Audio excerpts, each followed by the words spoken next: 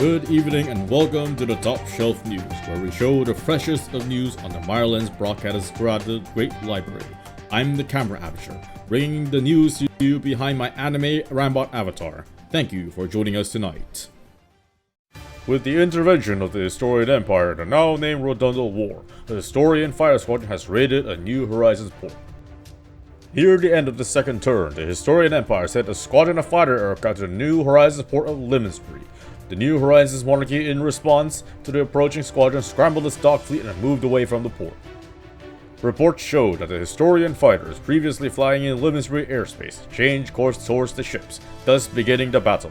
Eyewitnesses claimed that although the Historian aircraft were all shot down, some of the New Horizons warships were damaged due to collisions and missile fire from their opponents. Even as of today, it is unclear who had fired the first shots. In response to these events, the Historia State News Wiadomości Stanowe claimed that the squadron was sent to scout the port to gather intel that would aid New Horizons on their war against the KAE. Additionally, it claimed that they were able to recover data from the crashed aircraft near city grounds via additional scouting parties, though it is unclear how this was possible as the battle occurred near the shores, not land. New Horizons monarchy has still yet to provide their input on the matter, and has maintained silence since the start of the Mirelands project.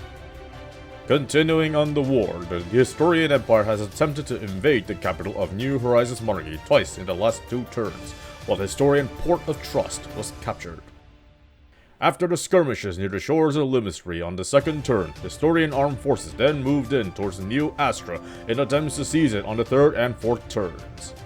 The city was once again engulfed by conflict as tanks from both sides clashed. Reports say that the Historian forces was supported by aircraft and rocket artillery.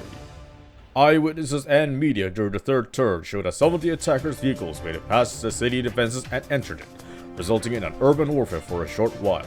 Despite the breached defenses, however, New Horizons forces successfully defended the city once more, and did the same during the fourth turn as well.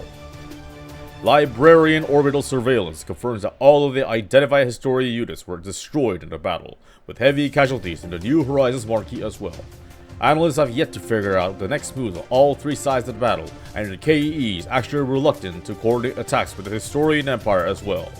Experts speculate that internal strife has caused delays in orders. Moreover, librarians across the realm have begun to call Neo Astra nicknames such as Starfort and the Punching Bag of New Horizons. Away from the Battle of Neo Astra, the New Horizons monarchy captured the Historian Port of Trust with her fleet sent from Limensbury. The same fleet was also responsible for defending their home port from the Historian Reconnaissance Squadron previously. Sources within Trust stated that the port was very lightly defended and was very ill prepared to fend off a fleet of this magnitude.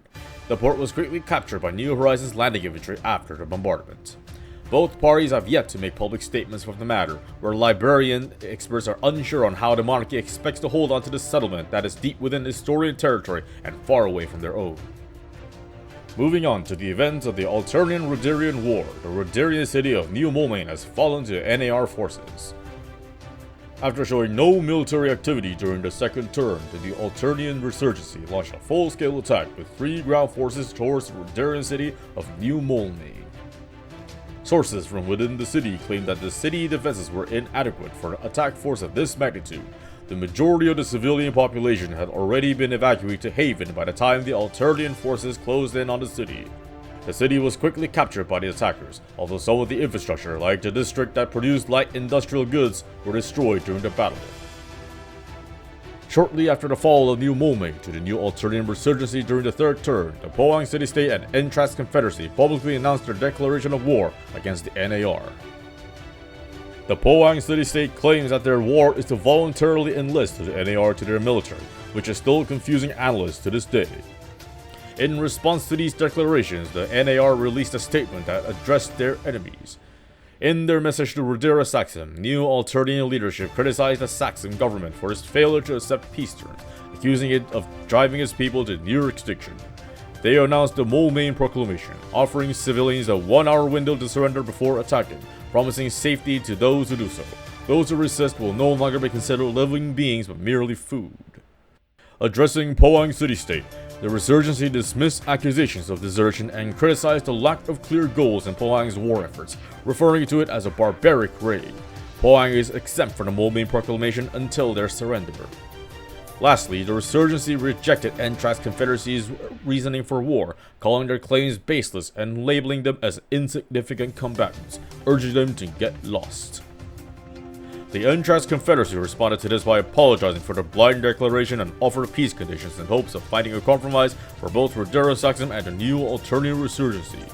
The conditions state that the aluminum mine be handed to the NAR, while turn-based profits are to be handed to Rudhira-Saxum by the Entrax Confederacy. New Molmain is to be returned to Rudhira-Saxum, and Entrax will fund NAR's future prospecting missions for uranium. Rudhira-Saxum responded to Entrax's announcement by showing disappointment and refused the conditions laid out by them. As such, the aid was also rejected, thus putting the Confederacy out of the war for the time being. In our next news, 2 factions have removed themselves from the Mirelands and were replaced by 2 new ones. At the start of the 3rd turn, the Iron Star mercenaries have suddenly become radio silent, and their forces have seemingly disappeared from the map. Minor factions have attempted investigations at their last known coordinates at the south of Severus, without success so far. Meanwhile, the Librarians have made no comments on this matter. Sometime after the disappearance of the Iron Star mercenary group, the Wavecrest Syndicate's mobile base was summoned by the Librarians to the west of Severus. As of the end of the 4th turn, they've yet to make a move from where they were summoned. In the south, the Cordic Autonomous Empire has announced their withdrawal from the Mirelands due to a war within their world beyond their portal. Most civilians have been evacuated from their territories and through the portal, but the settlement's infrastructure, their military units, and their personnel remain stranded in the library. In the place of the KAE, a nation known as the Avem Empire was summoned. To compensate for their late arrival, the Librarians granted the Empire the former territory of their predecessors. Immediately after settling on the Mirelands, the Avem announced a line between them and the warring nations at the west, demanding both not to cross it. In addition, the Avem Empire's air fleet has moved to engage the KAE remnant forces, which now have a bounty placed by the Librarians themselves. The battle is expected to happen sometime during the 5th turn. We will be following the stories as they progress. Updates of the situation will be continuing in the Top Shelf News' official live snap with other social media platforms. And that's all for tonight. For everyone at the newspaper, my name is the Camera Avatar. Have a safe night.